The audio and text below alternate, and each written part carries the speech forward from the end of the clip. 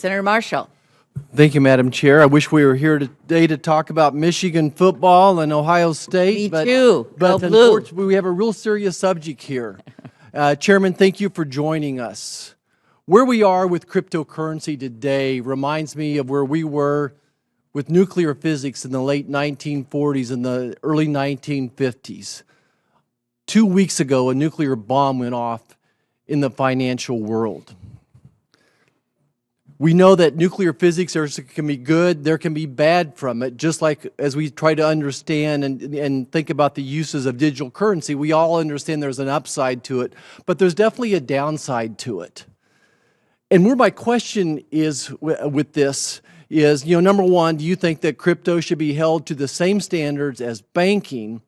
And number two, even if we were to pass legislation today, I think it'll take 6 months to years to really get our hands around it. Do you ever consider that there should just be a pause in this cryptocurrency digital world until we get our arms around it? Senator, thanks for the question.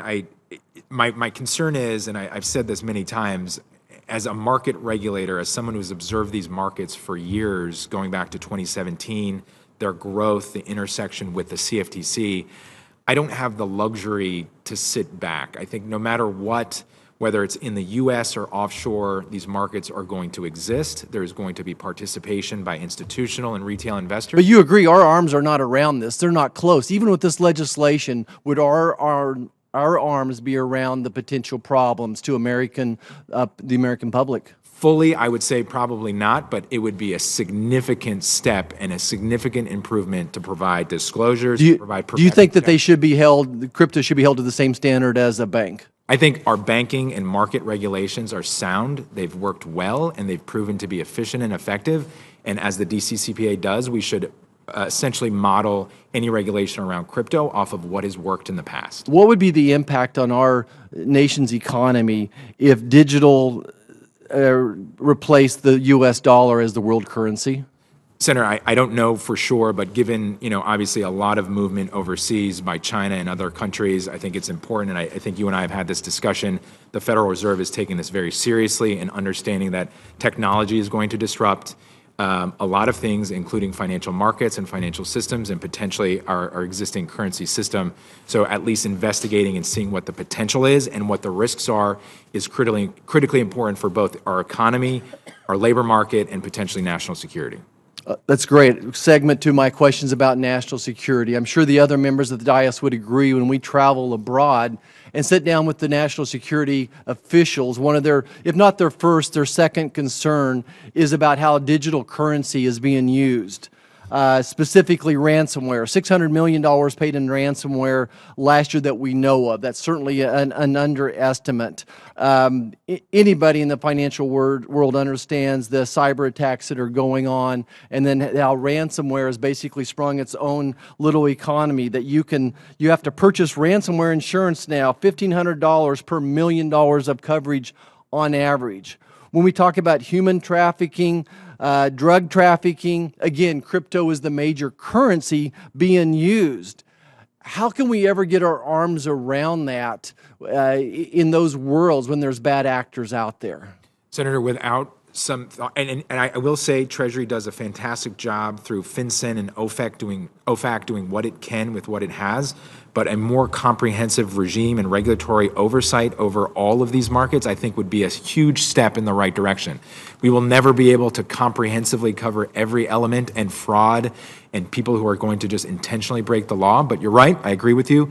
So much illicit activity is happening right now using this technology and these assets as the sort of foundation and base, but sitting back in my mind is not an option. We have to use every tool we have and create new tools. So I agree with you, but I just don't see the tools yet. No one has shown me in a laboratory on paper what those tools look like. Again, this feels like a nuclear bomb is going off and we're not getting our arms around it. That's why we should be considering a pause. 90% of the dark web drug sales are done with cryptocurrency. Would you agree with me that cryptocurrency is a threat to our national security? Potentially, it is a threat to our national security. Potentially. I mean, we have 200 Americans dying every day from fentanyl poisoning, and I assume most of those the money laundering going on is done with crypto, human trafficking. I don't think it's theoretical. I think it's happening every day. Senator, I don't know those statistics, but yes, if it is in fact true, then yes, it is a national security threat and is something that we have to take very seriously. But again, I don't see how we put a pause on it. From a U.S. perspective, we could try to ring fence the country from crypto, but it's going to exist offshore. We learned yesterday from the existing CEO of FTX that 2% of the customers' exposure were from the U.S. That's not supposed to happen, but somehow 2% of U.S. customers have exposure to FTX. Folks will find a way to get exposure to offshore entities or activities, even if it's prohibited in the U.S., and we have to do something about that. Okay. This next one's more of a technical question. Under the current provisions of the Commodity Exchange Act and CFTC regulations, any bank or trust company in the U.S. is a good location for customer money, securities, and property. Senate Bill 4760, the Digital Commodities Consumer Protection Act pushed by FTX, restricts to insured depository institutions, insured credit unions, and any digital commodity platform. Would you support the expansion of good locations to include any bank or trust company? And if so, why or why not?